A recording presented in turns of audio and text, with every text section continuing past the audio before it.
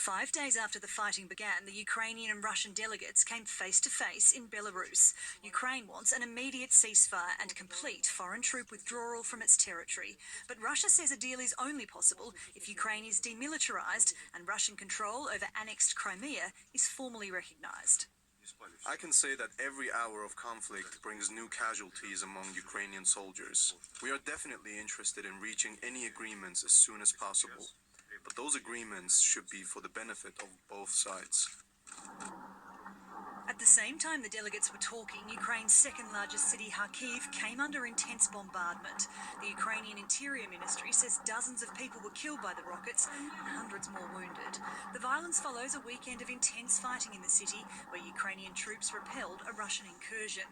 This followed the shelling of the northern city of Chernihiv on Sunday night. The Ukrainian Emergency Ministry says a residential building, a market and a kindergarten was struck.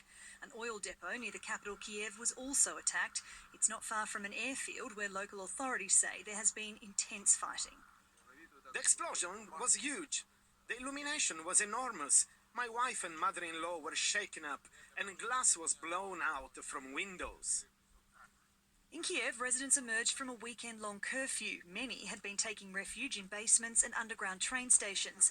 They're using Monday to buy groceries and supplies while they can.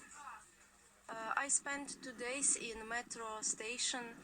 Well, people are trying to support each other, some food or some, phone or charge or anything you need for your, life here underground. People are very trying to be positive. But a satellite image shows a 5-kilometre-long convoy of Russian tanks and military hardware to the north of Kiev, a likely indication of plans for a ground assault on the city. Such formations are exposed to air attacks. The Ukraine military says this footage captured one of its drones destroying Russian vehicles. With the help of everyday citizens who've taken up arms, the Ukrainian military has been slowing Moscow's advance. But the Russian troops are gaining ground. Ukrainian President Volodymyr Zelensky has appealed to them to desert their posts and lay down their arms.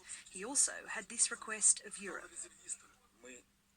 We ask the European Union to admit Ukraine as a member immediately.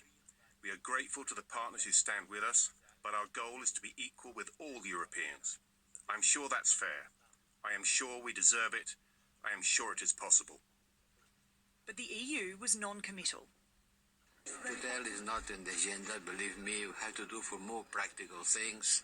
Membership is something that will late, in any case, a lot of years.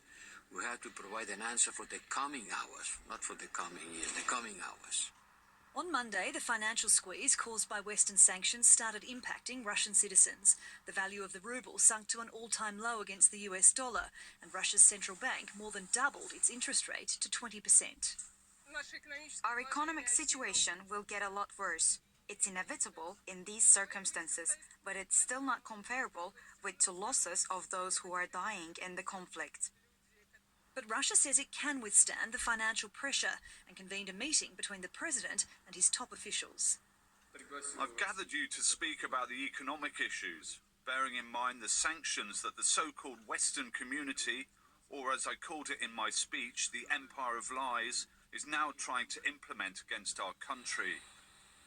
Over the weekend, the EU, US and their allies announced more humanitarian and military aid for Ukraine. On Monday, planes left Greece and the Netherlands, among other things, carrying rifles and missile launchers as well as food. Western leaders are promising more weapons and more sanctions over the coming days. Sarah Morris, TRT World.